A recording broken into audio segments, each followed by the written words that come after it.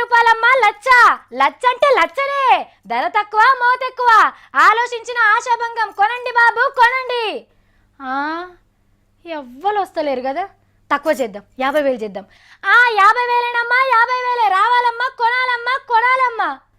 అరే దీనికి కూడా వస్తలేరు, ఇంకా తక్కువ చేద్దాం, 25,000.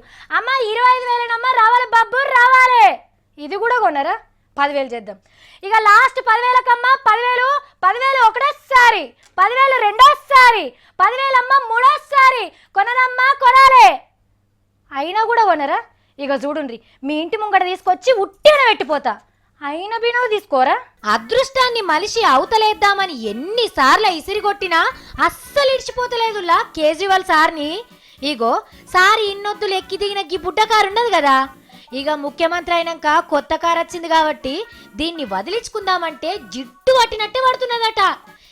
ఉంచుకోపో అని అలా పార్టీ లీడర్కి ఇస్తే దాంట్లోకించి వచ్చే సప్పుని తట్టుకోలేక వావ్వో వాయ్యో అని మెకానిక్ షెడ్లా ఇసిరేసి వచ్చిండట.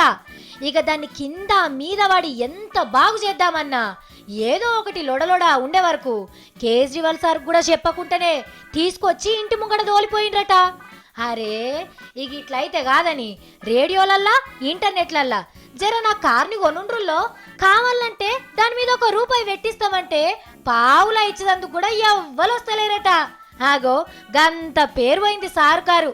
ఇక దీంట్లోనే సందుల మిడతపొడ అన్నట్టు ఆ కార్ని కేజ్రీ సార్కి కొనిచ్చినాయన వచ్చి నా కార్ని పార్టీకి నేను ఇచ్చిన పైసల్ని నాకు ఇచ్చేయమంటున్నాడట.